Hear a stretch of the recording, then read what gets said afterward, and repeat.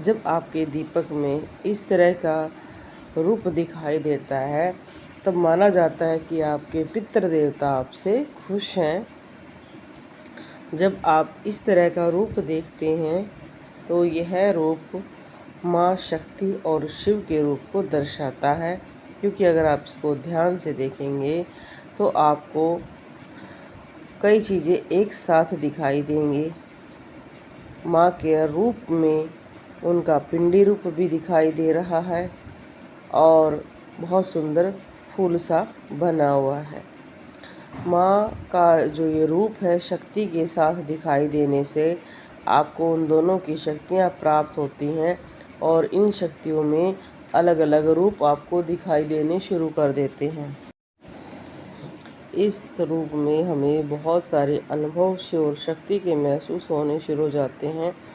कहते हैं कि यह तीसरे चक्र को बहुत जल्दी एक्टिव करता है और हमें अपने आप ही आसपास होने वाली घटनाओं के बारे में पता लगना शुरू हो जाता है, जिससे आभास की शक्ति या जिसे कह सकते हैं कि टेलीपैथी या बहुत सारी चीज़ों में इसका नाम दिया गया है, जिसमें अपने आप व्यक्ति आसपास की होने वाली चीज़ों के बारे में भविष्यवाणी या पहले से होने वाली चीज़ों के बारे में बताना शुरू कर देता है।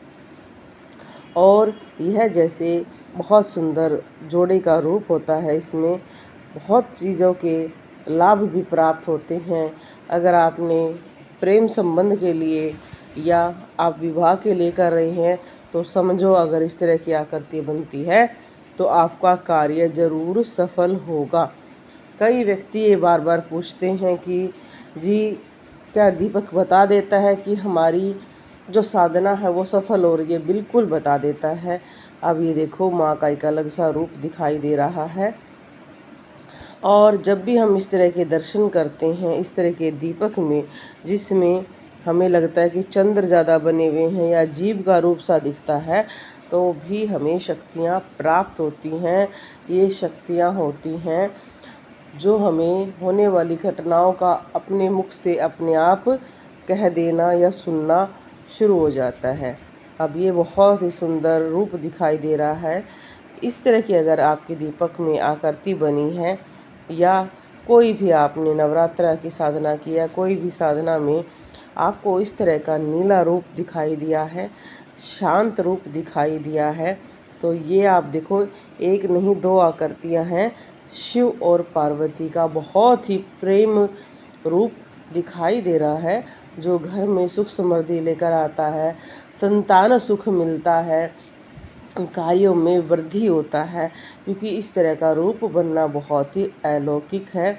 दो बहुत ही सुंदर फूल कह सकते हैं या चरण बने हुए हैं। यह आकृति भी बहुत ही निर्मल होती है और बहुत कम बनती है। अब कई लोग कहते हैं जी आप कहते हो ये आकृति कम बनती है।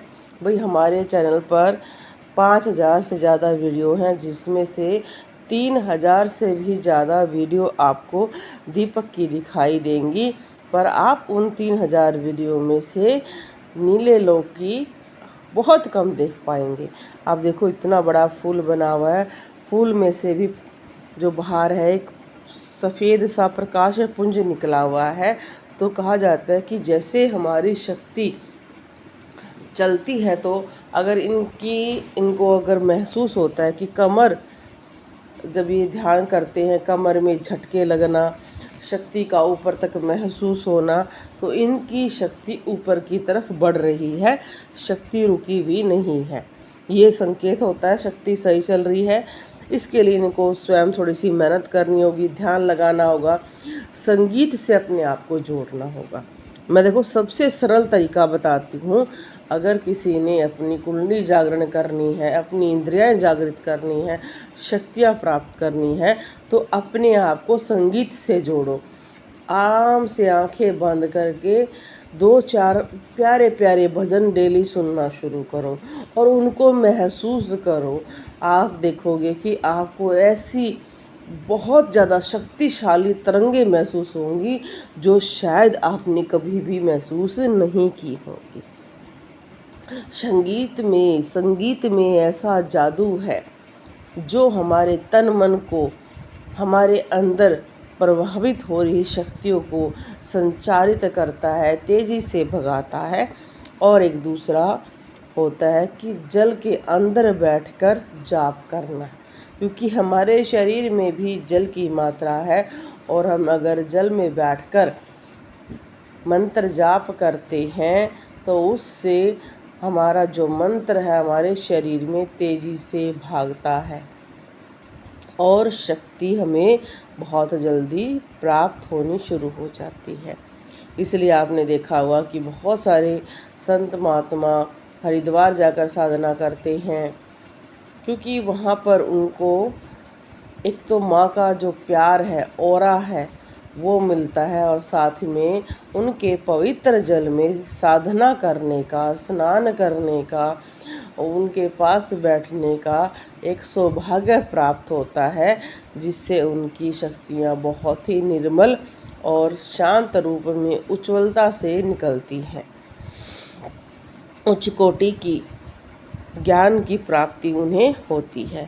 अब ये देखो बहुत ही सुंदर, इसमें आपने देखा होगा कि फूल एक तरफ से रह गया है, बीच में मणि सी दिखाई दे रही है, तो ये मणिपुर चक्र की तरफ आगे बढ़ रही हैं। अभी पूर्ण रूप से मणिपुर चक्र पर नहीं आए हैं। मणिपुर चक्र में भी व्यक्ति को बहुत ज़्यादा ज्ञान की, प्रेमा भक्ति की प्राप्ति होती है। ऐसी शक्तियाँ प्राप्त होनी शुरू हो जाती हैं जिन्हें देखकर कई आश्चर्यचकित के साथ साथ बहुत ही ज़्यादा खुश भी होते हैं। तो ये शक्ति भी बहुत अच्छी होती है। देखो भाई, भक्ति से अलग अलग तरह की शक्तियाँ प्राप्त होती हैं, सबको एक तरह की शक्ति प्राप्त नहीं होती है। इसलिए हम थोड़े से भ्रमित हो जाते हैं कि हमने एक ही वीडियो देखी थी, वो ऐसे बता रहा, हमको ऐसा महसूस हो रहा है। हर किसी का शरीर अलग है और हमने बहुत वीडियो पहले भी बताया है, कुछ अनुभव हमारे आपस में महसूस एक जैसे हो सकते हैं, पर सबके एक जैसे नहीं हो सकते हैं। इसलिए अपने अनुभवों को किसी और से तुलना करके छोटे या बड़े मत समझें। इसके अनुभव होते हैं, अलग रूप बताता है। आपको जो अनुभव हो रहे हैं वो भी शक्ति को दर्शा रहे हैं। तो जैसे कई व्यक्ति कहते हैं कि जी हमें ऐसा लगता है जैसे हमारा हृदय धड़क रहा है, हृदय से बातें निकल कर आ रही हैं। कभी कोई व्यक्ति बोल रहा है तो हृदय से आता है कि ये झूठ बोल रहा है। तो ये भी एक शक्ति है जो हमारे चक्रों को जागृत करने के बाद हमें प्राप्त होती है। हमारे शरीर में एक एक इंद्रियां शक्तियों का स्रोत है, इसलिए कहा जाता है अहम ब्रह्मा, मैं ही ब्रह्मा हूँ। हमारे शरीर का निर्माण भगवान से ही हुआ है, इसलिए हमारे शरीर में छुपी हुई शक्तियाँ हमें प्राप्त हो सकती हैं अगर हम प्रयास करें। कई व्यक्ति ये कहते हैं जी ये तो शक्तियाँ सिर्फ अच्छे व्यक्तियों को ही प्राप्त होती होंगी, जो मेहनत करेगा, चाहे वो पापी हो, चाहे गामी हो, चाहे वो कैसा भी हो, चाहे वो राक्षस हो, चाहे कुछ भी हो, जो भक्ति में मेहनत करेगा, मंत्र जाप करेगा, ध्यान लगाएगा, हवन करेगा, चालीसा का पाठ करेगा, हर किसी को शक्ति प्राप्त हो जाती है। आपने देखा होगा कई व्यक्ति बड़े ही दुष्ट होते हैं और उनके पास भी शक्तियाँ होती हैं और आप देखकर आश्चर्यचकित हो जाते हो। भाई दुष्ट उसका नेचर है, पर उसने भी मेहनत की है, उसने भी शक्तियों को प्राप्त किया है। तो मेहनत करना, कर्म करना सबसे बड़ा कार्य है। अगर आप खुद मेहनत नहीं कर रहे हैं, आप ये सोच रहे हैं कि भाई मैं बहुत अच्छा व्यक्ति हूँ, मैं कभी किसी का बुरा नहीं करता हूँ, तो मुझे शक्तियाँ जल्दी प्राप्त होंगी। शक्तियाँ आपको भी मेहनत करने से ही प्राप्त होंगी, पर अच्छे व्यक्ति के पास शक्तियाँ लंबे समय तक टिकी रहती हैं, क्योंकि वो अच्छे कर्म में उन शक्तियों को लगाता है। पर बुरा व्यक्ति उन शक्तियों को बुरे कार्य में लगाता है और जल्दी ही उसका बहुत बुरा हाल होता है और शक्तियाँ भी चली जाती हैं। यही अंतर होता है कर्म का और अच्छे व्यवहार का, कि शक्तियाँ दोनों को मिलेंगी, शक्तियाँ दोनों को भी मिलेंगी, रावण को भी मिलेगी, विभीषण को भी मिलेगी।